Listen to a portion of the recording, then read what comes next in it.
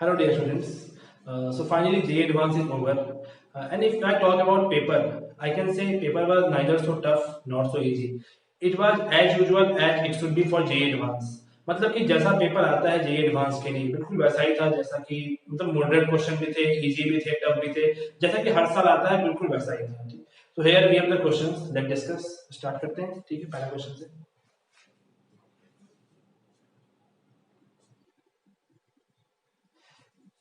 चलिए मैं वो क्वेश्चन पढ़ता हूँ, ठीक है। क्वेश्चन आपको नीचे दिख भी रहा होगा। Suppose AB denote the distinct real root of a quadratic polynomial। एक क्वाड्रेटिक पॉलिनोमियल दिया हुआ आपके सामने। क्वेश्चन नंबर फर्स्ट की बात हो रही है। x square plus 20x minus 20, ठीक है। And CD are distinct complex root of the quadratic polynomial. एक और पॉलिनोमियल दिया हुआ है क्या, x square minus of 20x plus 20। ये दो क्वाड्रेटिक पॉलिनोमियल दिए गए हैं और ये कहा गया है कि a और b जो है वो इसके रियल रूट्स हैं, ठीक है। a और b क्या है, रियल रूट्स हैं। और c और d जो है एंड c एंड d जो है वो क्या है, कॉम्प्लेक्स रूट है, ठीक है, डिस्टिंक्ट कॉम्प्लेक्स रूट है। और नीचे बड़ा सा एक्सप्रेशन दिया गया है, हमें उसकी वैल्यू बतानी है। वो एक्सप्रेशन क्या है, मैं एक बार यहाँ पर लिखता हूँ, ठीक है। AC bracket A minus C plus AD bracket A minus D plus BC bracket B minus C plus BD into B minus D। तो हमें बतानी है कि इसकी वैल्यू क्या आएगी, ठीक है। अच्छा, सबसे जो बेसिक सी चीज हमारे माइंड में आती है इन टाइप के क्वेश्चन को देख के, अगर आप यहाँ पे ऑब्जर्व करें तो यहाँ पे क्या है, एक क्वाड्रेटिक दिया गया है, उसके दो रूट a और b और c और d। तो जब भी आपके सामने कुछ इस तरह का कंडीशन दिया जाता है तो सबसे पहली चीज दिमाग में क्या आती है कि भाई यहाँ से तो हम सम ऑफ रूट्स और प्रोडक्ट ऑफ द रूट्स के बारे में बात कर सकते हैं, ये ठीक है। Sum of roots, product of root, sum of root, product of root अपने को यहाँ से दिख रहा है, इतना सबको समझ में आता है, ठीक। अब हमें ये सोचना है कि क्या हम इसमें से, क्या हम इस वाले पूरे एक्सप्रेशन को इस तरह से लिख सकते हैं कि अपने पास a plus B, A B, C plus D या सी डी के टर्म जनरेट हो जाए। इसके लिए क्वेश्चन उसी के ऊपर है, बस आप में इतना डेयर होना चाहिए कि आप इसको एक्सपैंड कर सको, ठीक है। चलिए देखते हैं एक्सपैंड करें क्या होगा। यहाँ से a square C minus A C square plus A square D minus A D square plus B square C minus B C square plus B square D minus of B D square. अब देखिए a plus B, A B, C plus D और C D type के term हमें generate करने हैं। तो देखते हैं कॉमन मान कुछ ले सकते हैं क्या। तो हमने यहाँ देखा, ठीक है, a square C, A square D है, तो अगर आप यहाँ से a स्क्वायर कॉमन लेंगे तो क्या आएगा, c प्लस डी। चलिए c प्लस डी तो है अपने पास, वो यहाँ पे आ गया, ठीक। अब इस पे आएंगे, इस वाले पे, तो यहाँ से अगर आप माइनस a कॉमन लेते हो तो यहाँ पे क्या आएगा, सी स्क्वायर प्लस डी स्क्वायर। चलिए अगेन सी प्लस डी में उसको कन्वर्ट कर सकते हैं आगे चल के, ठीक है। तो ये भी हो गया, इस पे आते हैं और तो फिर यहाँ से ये वाला कॉमन ले होगा, बी स्क्वायर कॉमन लिया तो क्या बचेगा, सी प्लस डी। अगेन इसमें से माइनस बी कॉमन लिया तो क्या बचेगा, सी स्क्वायर प्लस डी स्क्वायर, ठीक है। अब इन दोनों को एक साथ मर्ज किया, इसको इसे, तो यहां से आप c प्लस डी कॉमन निकाल सकते हैं और क्या निकाल सकते हैं, a square plus B square. फिर अब इसको और इस पे बात करते हैं तो यहां से माइनस, तो a प्लस बी एंड ये कॉमन पार्ट तो क्या हो जाएगा, C square plus D square type की चीज, ठीक है। तो यहां से तो c प्लस डी की वैल्यू अपने को दिख रही है और a प्लस बी की वैल्यू हम यहां से लिख सकते हैं सम ऑफ रूट से, ठीक है। अब आते हैं इसके ऊपर a square plus B square. तो यहां से तो आपको समझ में आ ही रहा है करना क्या है। अगर आपके पास a प्लस बी और ए बी की वैल्यू पता है तो हम आराम से a square plus B square की वैल्यू भी निकाल सकते हैं। कैसे, तो हम कुछ नहीं, बस a प्लस बी का whole square minus of 2ab कर दिया, तो यहां से a square plus B square plus 2ab आएगा और ये कैंसिल आउट हो गया, तो a square plus B square की वैल्यू मिल जाएगी। तो c प्लस डी इस वाले चीज को तो क्या लिख सकते हैं, a प्लस बी का whole square minus 2ab। Same चीज बाय सिमेट्री हम यहां भी कर सकते हैं, a प्लस बी और यहाँ से क्या आएगा c प्लस डी का whole square minus of 2cd। अब देखो आपको c प्लस डी की वैल्यू भी पता है, वहां से a प्लस बी की वैल्यू पता है, 2ab की पता है, इसकी पता है, इसकी पता है, इसकी पता है, सबको डाल के आप यहाँ से वैल्यू निकाल सकते हैं। तो you will get the answer, I think D is the option, D आएगा 16,000। वैल्यू वहां से आप पुट करके आंसर निकाल सकते हैं। तो that was the first question. तो इसे हम कह सकते हैं कि ये मॉडरेट क्वेश्चन था, बहुत टफ नहीं कहेंगे, क्योंकि भाई अगर आप एडवांस में दे रहे हो तो ये चीजें तो आपको अच्छे से समझ में आती है, बस आप में इतना डेयर होना चाहिए कि आप इस चीज को ओपन कर सको। ठीक है, तो इसे मॉडरेट कह सकते हैं। ठीक है, मॉडरेट क्वेश्चन नोट कीजिए, फिर आगे बढ़ते हैं। तो देखते हैं नेक्स्ट क्वेश्चन। क्वेश्चन क्या, if the function f maps r to r is defined by fx equals to mod x into x minus sin x, then which of the following statement is true? 1 1, if is 1 1 not on 2। Basically करना क्या है, मेरे को एक function दिया गया है, एक फंक्शन डिफाइंड है r to r में, और एक फंक्शन दिया गया है fx mod x x minus sin x। तो बस हमें ये बताना है कि फंक्शन 1 1 है और 2 है। टिपिकल फंक्शन क्वेश्चन है, जब आप फंक्शन पढ़ रहे होंगे आपने ऐसे क्वेश्चन वहां पे सॉल्व किए होंगे, 1 1 1 2 चेक करने वाले, बिल्कुल हम उसी प्रोसेस पे काम करेंगे। ठीक, यहाँ पे एक चीज आप बस ये पता कर लो कि फंक्शन इवन है और है नेचर, ताकि अगर आप आगे चल के ग्राफ ड्रॉ करेंगे तो आपको ग्राफ ड्रॉ करने में थोड़ी आसानी होगी। ठीक है, तो यहाँ देखिए f ऑफ माइनस एक्स किया तो क्या हो जाएगा, मॉड माइनस एक्स, तो मॉड एक्स ही रहेगा, जो माइनस ऑफ एक्स और minus sine theta minus sine theta. ठीक है, तो माइनस कॉमन निकालने लिखा जाएगा माइनस ऑफ एक्स और एक्स माइनस साइन एक्स। तो हम यहाँ से कह सकते हैं कि f of minus X equal to क्या आ गया, माइनस ऑफ fx। तो दिस वुड इंप्लाई fx क्या है, ऑड फंक्शन है, fx क्या है, ऑड फंक्शन। इसका मतलब क्या होगा कि जब आप इसका ग्राफ ड्रॉ करेंगे तो ग्राफ क्या होगा, ओरिजिन के अबाउट सिमेट्रिक होगा। ठीक, चलिए आगे बढ़ते हैं। 1 1 या 1 2 चेक करने के लिए क्या करते हैं, बस हम नेचर चेक करते हैं फंक्शन का कि वो कंप्लीटली इंक्रीजिंग है या फिर कंप्लीटली डिक्रीजिंग है। तो यहाँ पे क्या मॉड x है, तो मॉड टू मैं लिख लूं x पॉजिटिव, तो क्या हो जाएगा x into x minus sin x, x square minus x sin x, f plus x निकालना है, तो जो है 2x minus of sin x और माइनस x cos x। ठीक, यहां से हम x कॉमन ले लें अगर, तो क्या बचेगा 2 minus sin x upon x minus of cos x। ठीक है, x क्या है अपना पॉजिटिव, तो यहाँ पे आप देख सकते हैं कि cos x जो है उसकी मैक्सिमम वैल्यू क्या होती है, 1 के बराबर, मैक्सिमम 1, अदरवाइज हमेशा 1 से छोटा रहता है। और ये जो फंक्शन है sin x by x, ये भी आप देख के समझ रहे हो कि इसकी वैल्यू क्या होगी, ये भी हमेशा 1 से कम होता है, मैक्सिमम क्या हो सकती है इसकी 1 के बराबर। तो कुल मिलाकर ये भी 1 हो सकता है और ये भी 1 हो सकता है, तो मतलब अगर बहुत होगा तो ये 1 तो 2 माइनस 2 0, और यहाँ पे तो क्या कुछ भी नहीं 0, अदरवाइज ये हमेशा 2 से कम रहेगा, तो ये हमेशा पॉजिटिव, x पॉजिटिव, तो ये क्या हो गया f प्लस x हमेशा ही पॉजिटिव हो गया व्हेन x इज पॉजिटिव। तो अगर आप इसका ग्राफ ड्रॉ करेंगे तो ग्राफ कैसा होगा, 0 के आगे क्या हो रहा है, नेचर इंक्रीजिंग है, तो ग्राफ कुछ ऐसा जाएगा। ठीक, अब देखिए चूंकि ये फंक्शन ऑड है, चूंकि ये फंक्शन क्या है, ऑड है, तो ये ओरिजिन के अबाउट सिमेट्रिक होता है, तो यहां से ये कुछ ग्राफ ऐसा बनेगा। तो ग्राफ देख के आप कह सकते हो कि फंक्शन क्या है, 1 1 है। ठीक है, अब चलिए हम बात करते हैं ऑनटू के ऊपर। तो ऑनटू के लिए सिंपली क्या है, अगर कोडोमेन किसी फंक्शन का कोडोमेन इक्वल्स टू रेंज हो गया, क्या हो गया, कोडोमेन इक्वल्स टू रेंज, तो हम कहते हैं फंक्शन क्या है, ऑनटू। तो यहाँ पे कोडोमेन क्या है, r, तो हमें बस रेंज पता करना है, तो बस कुछ नहीं f इनफिनिट लेके देख लो, क्या होगा f इनफिनिट पे, infinity into infinity minus sine infinity, तो ये क्या देगा आपका आउटपुट इंफिनिटी के बराबर, और f माइनस इंफिनिट क्या देगा, तो minus infinity minus sine minus infinity, तो ये क्या आ जाएगा माइनस इंफिनिटी। आप ग्राफ से भी चेक कर सकते हो मैक्सिमम कहां जा रहा है, इंफिनिट पे, और नीचे कहां आ रहा है, माइनस इंफिनिट पे।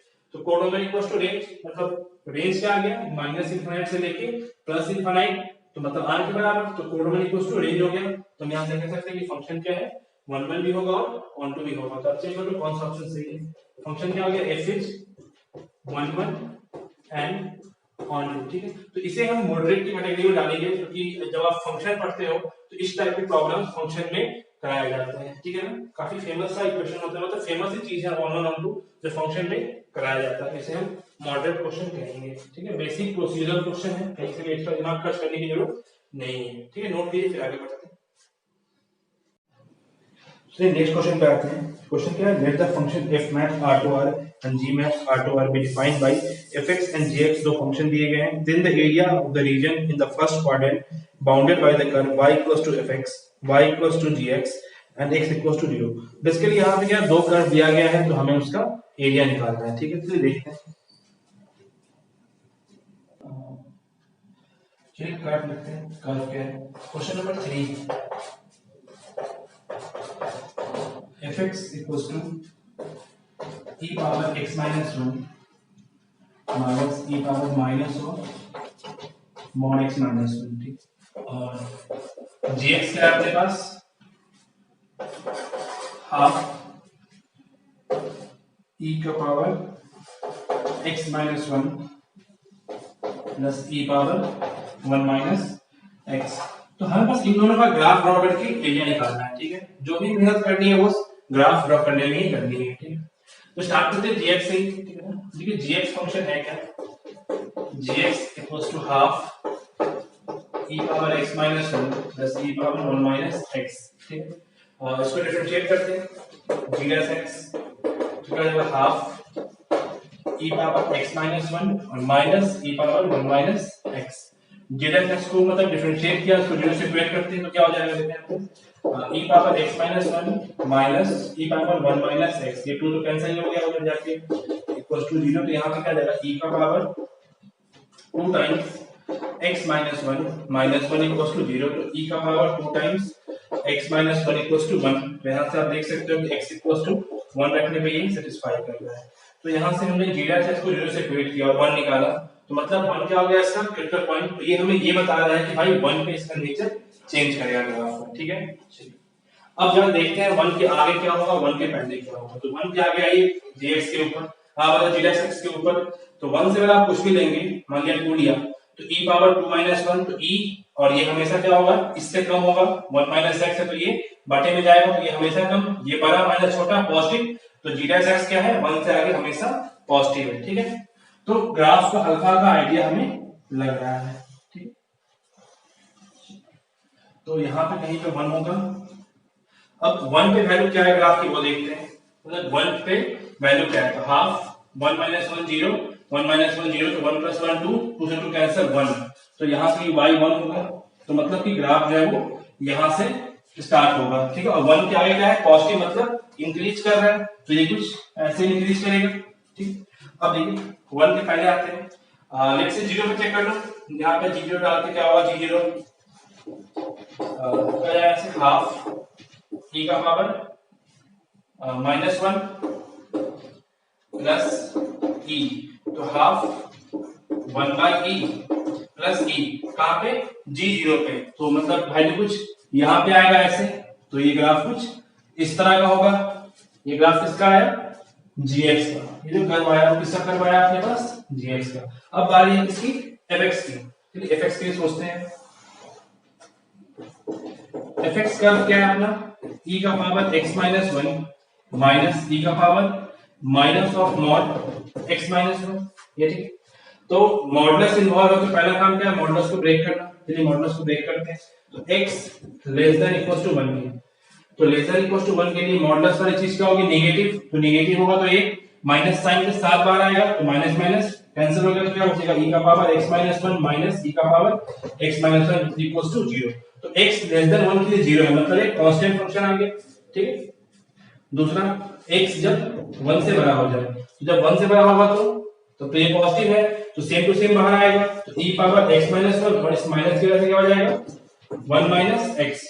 तो fx कुछ इस तरह से डिफाइन हुआ। चलिए तो ग्राफ का आइडिया हमें लग रहा है कि 1 से पहले पे क्या है, ग्राफ 0 है, तो मतलब कि यहां से लेकर यहां तक में ग्राफ कुछ ऐसा होगा, है ना। यहां से लेके 1 तक में ग्राफ कुछ ऐसा होगा। फिर 1 के बाद नेचर देख लेते हैं ग्राफ का क्या होगा। हालांकि अगर आप ग्राफ का रिएक्शन नहीं भी निकालोगे तो भी आप समझ सकते हो ग्राफ यहाँ से ऊपर जाएगा। अगर ग्राफ मान लीजिए नीचे आएगा नहीं जाएगा तो एरिया नहीं बनेगा। तो आप कॉमन सेंस भी अप्लाई करके ये बता सकते हो कि ग्राफ ऊपर जाएगा तभी तो ये कटेगा, तभी तो एरिया बाउंड होगा। बट फिर भी हम तसल्ली के लिए देख लेते हैं, ठीक है। तो f डैश x निकालना है यहाँ से तो क्या हो जाएगा e का power x minus 1 plus e का पावर 1 माइनस x। तो यहाँ से तो ये क्या पॉजिटिव, ये भी पॉजिटिव, ये पॉजिटिव, तो 1 के आगे क्या है, ग्राफ हमेशा पॉजिटिव, f डैश x क्या है पॉजिटिव, तो ये इंक्रीज करेगा तो मतलब ऐसे ही जाएगा।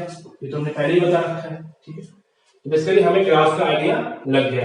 अब बस इस पॉइंट को निकालना है, ठीक है। ये पॉइंट तो अपने को पता ही है 1 है, तो यहां से यहां ये पार्ट और ये पार्ट ये हो गया क्या आपका y equals to fx, sorry y equals to gx, y equals to fx and x equals to 0। इसी की बात की जा रही है, तो यही एरिया अपने को निकालना है।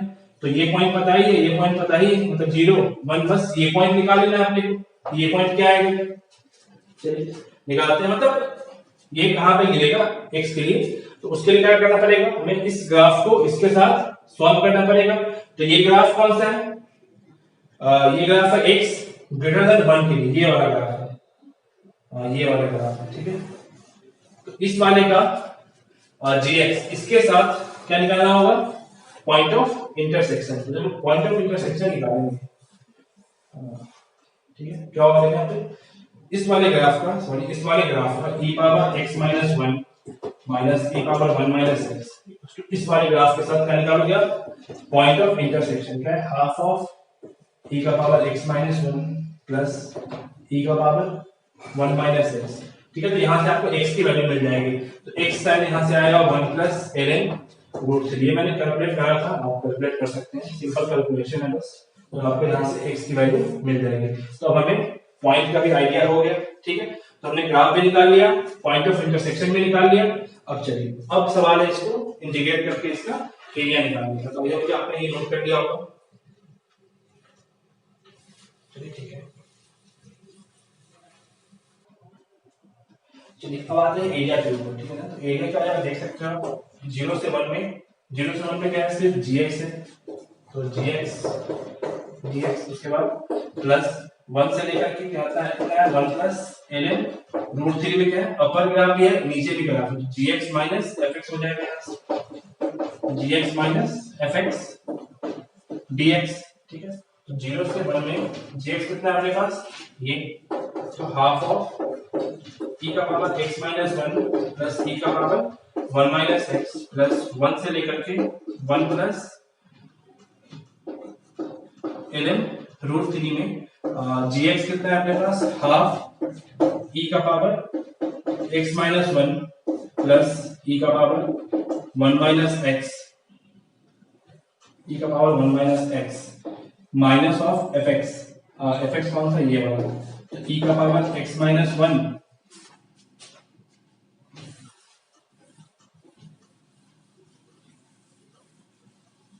fx कौन सा है, ये वाला, e का power x minus 1 plus e का पावर 1 माइनस x, ठीक है। एक मिनट, प्लस ही था ना, नहीं प्लस नहीं होगा यहाँ से। आप यहाँ देख सकते हो माइनस है, तो हमने x 1 के लिए लिया था, तो माइनस से ये हो गया था 1 माइनस x बस, तो यहाँ पे तो माइनस ही रहेगा, ठीक है। तो f प्लस x था, ठीक है। तो ये तो सिंपल है इंटीग्रेशन, सिंपल। यहाँ से क्या जाएगा, देखो हाफ बार आ गया, तो ये हो जाएगा आपका e power x minus 1 and minus of e का पावर 1 माइनस x, कहाँ से कहाँ, 0 से 1 में, प्लस 1 से लेकर के कहाँ पे 1 प्लस ln रूट 3, तो कितना हो जाएगा आप देख सकते हैं आप, हाफ माइनस ये एंड हाफ यहाँ पे हो जाएगा और माइनस माइनस प्लस, तो 2 इसको जाएगा 2 प्लस, हाफ तो कॉमन बाहर आएगा,